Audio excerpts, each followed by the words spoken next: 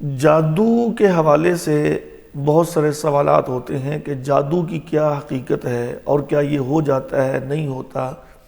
دیکھیں بھائیو، رسول اللہ صلی اللہ علیہ وسلم کی احادیث سے، قرآن مجید کی آیات سے یہ بات واضح ہے، عیاں ہے کہ جادو شیطان کی طرف سے ہے۔ جیسا کہ اللہ رب العالمین نے سورہ البقرہ میں فرمایا کہ وَاتَّبَعُوا مَا تَتْلُو الشَّيَاطِينُ عَلَى مُلْكِ سُلَيْمَانَ وَمَا كَفَرَ سُلَيْمَانُ وَلَكِنَّ الشَّيَاطِينَ كَفَرُوا يُعَلِّمُونَ النَّاسَ السِّحْرَ، کہ نبی سلیمان علیہ السلام کے زمانے میں لوگ جادو کیا کرتے تھے، اور اس وقت جو نبی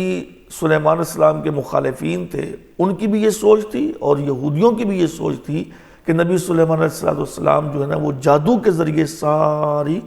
امت پہ، یعنی کہ ساری چیزوں پہ، جنوں پہ اور یہ پرندوں پہ حکومت کر رہے ہیں، جبکہ اللہ رب العالمین نے فرمایا کہ میرا نبی سلیمان جادوگر نہیں تھا، وَلَكِنَّ الشَّيَاطِينَ كَفَرُوا يُعَلِّمُونَ النَّاسَ السِّحْرَ، لیکن جو جادوگر تھے وہ شیاطین تھے،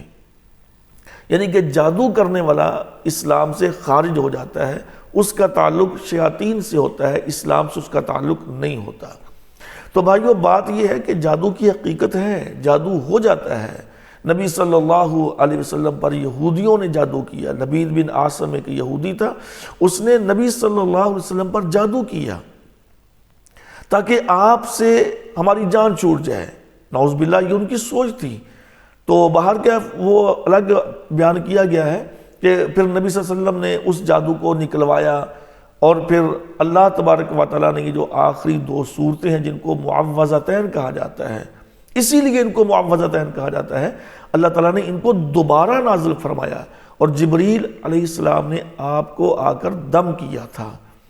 تو یہ معوذتین جادو کا بہترین توڑ ہے، اس کا بہترین علاج ہے۔ تو جادو ہو جاتا ہے، جادو کے نہ ہونے میں یعنی کہ یہ ہے کہ ہم اس پہ یہ کہہ سکتے ہیں کہ اگر انسان صبح و شام کے اذکار کرتا ہے اور شریعت کے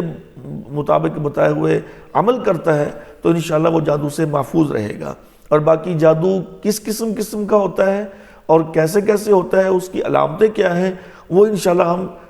وقفہ سے بیان کرتے رہیں گے، اور ان کا جو علاج ہے وہ بھی ہم انشاءاللہ بیان کرتے رہیں گے۔ بہرکیف جادو کی حقیقت موجود ہے، جادو ہو جاتا ہے۔